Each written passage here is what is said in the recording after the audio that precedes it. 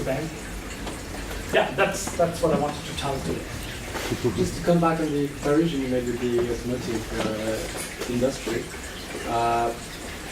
In the automotive business, it just makes sense because we're talking about physical product. Yeah. So you can have continental, and they just invented the just-in-time production, so that your suppliers have their own factory in your factory.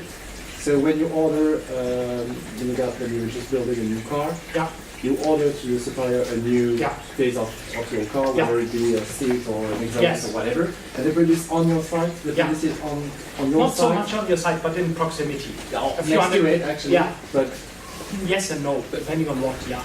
But it's just on time. So it's, as soon as you order it, it's like McDonald's. You order it, you get it, and you can implement it directly into your production line afterwards. Yes. But we're talking about physical stuff. Yeah. The financial is all about. But for example, the idea is how to manage a production chain. Because if the supplier develops with you the car, he also gets part of the total revenue. If the car doesn't sell well, he takes a risk. Exactly. But how can you? But if there's a huge demand, for example, software. Yeah, but no. But think about from the bank. So now you lose a lot of assets under management. You have a certain division. Your desk of Hong Kong loses 1/3 of its accounts, of its money. Now you have a massive structure with no flexibility. You have to lay off the people, but still, even if you lay off the people, you still have to build your IT system for, I don't know, 100 billion under asset management. And now you're down to 70 or 60. You cannot vary your costs that much. You can lay off some people, but then the IT stays. And certain operations, you need still the compliance officer. Maybe you only have 2 or 3. You cannot fire one that's 30% less business because you still need them. But if compliance would be outsourced to a company, then you say, hey, you get per account and per money we have your payments. And if your payments shrink, the payments to your compliance company shrinks. Or you don't buy software anymore. You buy software as a service. So less money, less payment to the Avalok core banking system or the provider, and then you would take less risk on it. You need less capital.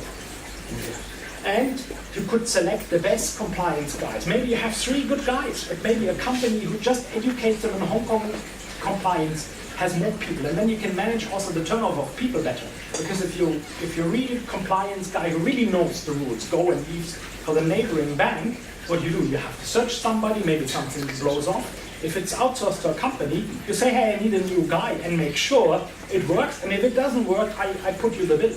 If you're too late to deliver to BMW, and the production line stays, they send you the bill of lost production. So you could do the same thing. Hey, you messed up the compliance. We got a fine from the Hong Kong Market Authority. Here, please pay the fine.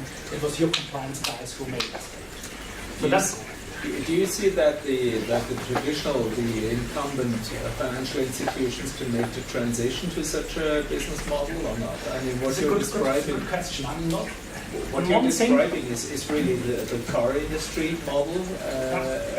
I said that's why not all the comparison work. I said that before. Yeah. It's a supply chain model that you're actually describing here. But I believe that the traditional organizations, financial services organizations, by no means operate in that kind of model. So is there a transition phase that is possible? I think there's a transition, and probably they don't get to the 25. They probably get from the 90 to the 50. I believe there's no other way, because otherwise, if you do too much production, you cannot be good at everything. I think the key learning in the industry was not so much the just-in-time logistics. This just puts away your warehouses and puts the warehouses on the roads. It's not even such a good development. The key learning was I buy a lot more from the suppliers because they can do that, what they do, the engine controls and the stereo cameras a lot better than any Mercedes can develop stereo cameras for the lane control. I think this is the key learning. And this will play totally different out in the finance sector. But what I could imagine, for example, that software becomes a lot more service-oriented and only paid for usage, the number of accounts, the number of transactions, than actually in this fixed license and maintenance and update mode. Well, the IT part is not the biggest part of the biggest part is still, but apart from what is today, human stuff will be done by machines, I believe also, because of automatization of office work. Certain type of office work can be done more efficiently by machines. This will allow this. And second of all, why not think about in a supply model that certain people actually sit within the bank, but are not the employees of the bank and get just paid for the type of work they're doing, but not, and the salary is paid by somebody else. Quickly before the next question, I just want to say if anybody's hungry, there is pizza that's getting cold, so feel free to sneak out and gather us. Let's have 5-minute break, get the pizzas and come back here to keep the Yeah, you want to do that? You were talking about the share of the added value and the share of the profits of the industry and the way they change. There's a big question about the share of security and the share of quality of leads.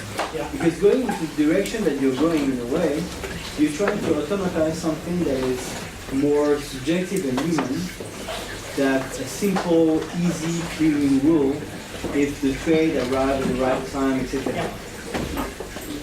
With your experience and your dialogue with all those banks, how are you going to negotiate with them the part of the risk that your company is going to take? Since we are not in the service model, we sell software and automation, basically a lot of case decision support.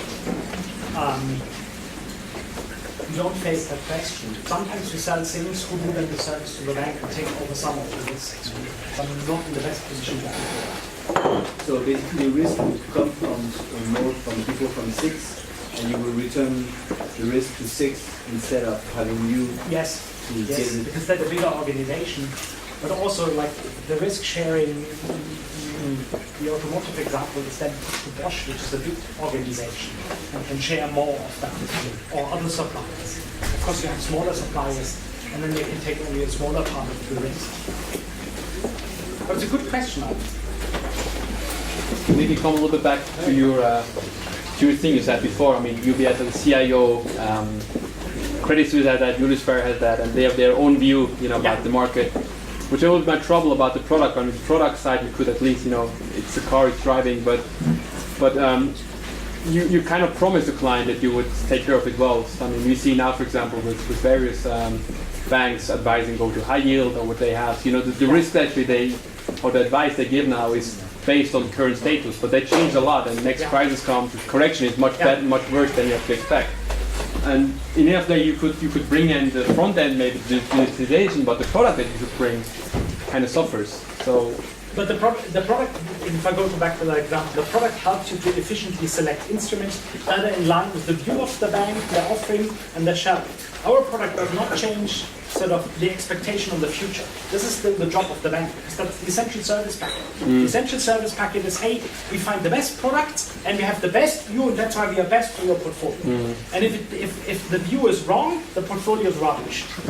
We can only support to create more efficient rubbish portfolios. But in this way, you can create the efficiency greatly, because instead of searching for many hours and having inefficient, we can only.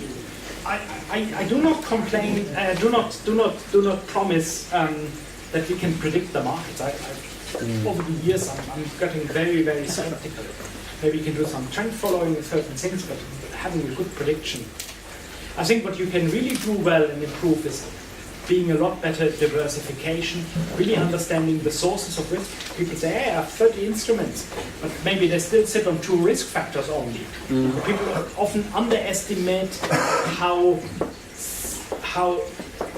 simple the bets are placed. Even they have many instruments, and they often they have lost track on the look-through. Often you have so much risk put to one simple bank, because you have the same bank in your fund. You have the stock of it, you have a structured product where it's written as an underlying, and you have bought structured product from the bank. And they all look a bit different. And in today's system, you don't have this look through and then this issue of bank concentration. And if you look at that seriously, you get shocked and think, oh, I have 30 instruments, but 40% of my risk